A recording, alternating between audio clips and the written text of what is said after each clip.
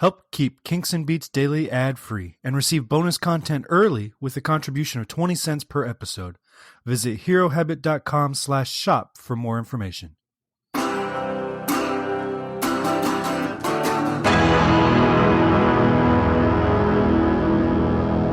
Welcome to Kinks and Beats Daily. I am Tony Fry, your host, and this is episode 103. Today we are talking about the Ringo Starr song Samba, which was released January 30th, 2012 on his album Ringo 2012. Now, this is the thing. I've mentioned before that I randomly generate which episodes I'm going to do. I have a spreadsheet, and I pull up a song and enter it into the next available spot for that band, and that's how these things get decided. And the reason I did that is because I didn't want the first 200 or 300 episodes of this podcast front-loaded with all my favorite songs. And then you've got to listen for a year of me talking about songs I don't particularly care for. And it also allows for songs that I would never consider doing in the first 103 episodes. They get covered. And we've covered a few that I probably wouldn't have done early on in the podcast. Today is an example of that. I would not have picked a Ringo Starr. So there are dozens of Ringo Starr songs I would have picked prior to doing a single song from Ringo 2012, which is not my favorite Ringo Starr album by any stretch of the imagination. That said, going back and listening to it in preparation for this episode, I was struck by how much I enjoyed this song, and it is probably my favorite tune on that album.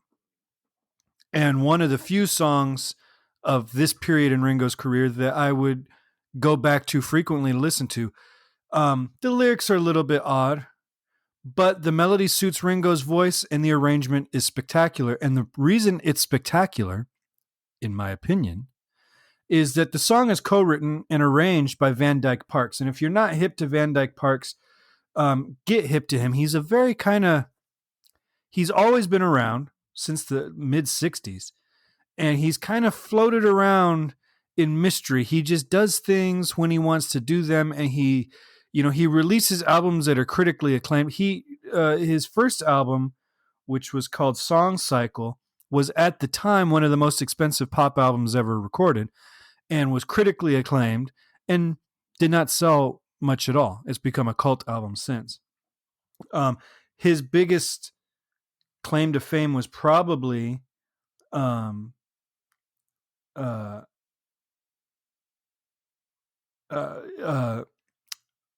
co-writing the lyrics for the Beach Boys' Smile album, which was never released contemporarily, but was released many, many years later when Brian Wilson was ready to revisit that. But he's done stuff all over the place. The guy's a musical genius. His first paid gig, according to his Wikipedia page, so take that for what it's worth, was writing the arrangements for the Bare Necessities for the Disney's Jungle Book. His first paid gig was arranging Sherman Brothers songs. Actually, we just talked about the Sherman Brothers on yesterday's podcast with Dedicated Follower of Fashion, and how that song structurally could have been a Sherman Brothers song. And now we're talking about a song that was co-written by a guy who did the arrangements to the Sherman Brothers. He's done arrangements for tons of people. And they always are standouts because they're quirky, they're inventive, they are very elaborate arrangements. And when he actually has a hand in writing the song, his chord progressions are very unique and kind of fly all over the place. He does not stick to just standard changes. And on this album, Ringo 2012, that is a standout because a lot of this album, and we'll talk about it with each individual song as we go, and eventually a full album rundown. But a lot of these songs on here are very just standard rock tunes.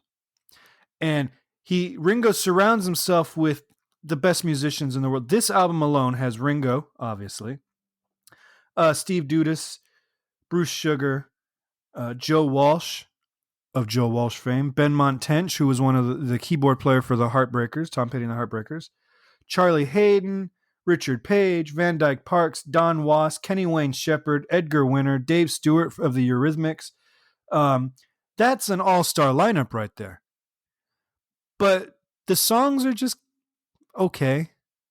They're standard rock songs, and these great musicians go into them and deliver fantastic performances, but it sounds like a studio band. It sounds like a bunch of LA cats getting together and laying down the tracks for these songs, except for Samba,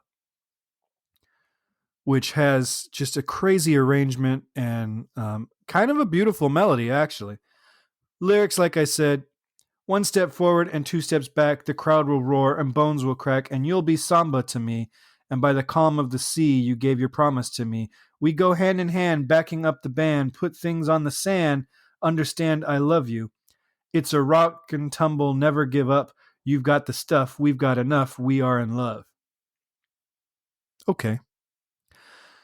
Go to the Spotify playlist, though, and listen to this song, and listen to it on headphones, because another thing with these Van Dyke Parks arrangements comes a very pleasing experience to listen to on headphones. Instruments are flying all over the place. There's a lot you have, in order to do such a densely orchestrated recording, you have to spread things out. So you'll be listening, and all of a sudden you'll be like, oh, deep in the right channel is an accordion, and deep in the left channel is a mandolin, and then you've got like this random background singer that appears out of nowhere. And so it's a real pleasing listen on headphones. And if you are into quirkiness in your pop songs, this is about as quirky as Ringo gets on this album. But any Van Dyke Parks production and arrangement is going to have this same quirkiness. And I don't mean that, I hope that's not coming off as disparaging. This is a sound that in my own recordings, I have been striving to replicate my entire life. It's steps right up to the point of being overproduced without crossing over that line. Because he doesn't drown it in echo like Phil Spector does, or, if one background vocalist will do for that part that he's written, he only uses one background vocalist. He doesn't add five other, a choir of singers to do it. If one will do, one is all that is done. And so these recordings are very clean and very meticulous and just enough to give you the sound that you want. Another great example that I love is his work with Rufus Wainwright on the song Old Whore's Diet. It's another one. That arrangement is just phenomenal. And I actually wrote Van Dyke Parks a message once that he was gracious enough to respond to, and I couldn't for the life of me find it anywhere. But he's a good guy and a great composer and arranger and songwriter, and he's worked with a lot of greats: Randy Newman, Harry Nilsson, Little Feat, Ry Cooder, U2. I mean, Silverchair is a big one. He's done a lot of work with Silverchair. Rufus Wainwright, like I mentioned. This has turned into a Van Dyke Parks podcast, but his hand is heavy on this song, and to the point where beyond just vocals and drums, I'm not sure how much Ringo had involved in the songwriting process on this one, because this does have all the marks of a Van Dyke Parks. So check it out. It's a cool tune. It's of Ringo's later era stuff that he's had since 2000. Vertical Man, I think, is the last album of his that I truly, truly love every track. But he scatters these gems among his work, and it kind of gets lost. And I'm not one, there are going to be moments where I'm critical of all these guys. They don't get a free pass just because they were members of the Beatles or the Kinks. But this is one that I just truly enjoy just to listen to. Take it for what it is and just enjoy a well-crafted, well-orchestrated pop song. And that's what you've got here. Tell me what you think. Give me a call, 925-494-1739. Van Dyke Parks, if you're listening, you have an open invitation to join us on this podcast. And you can also reach me, kinksandbeats@herohabit.com, or join our discussion groups over at herohabit.com. All right, I will talk to you guys tomorrow. Thanks for listening. Thanks for downloading. I hope you are enjoying the pod. Remember, swing by iTunes, give us 5-star rating and review. Thanks. Goodbye.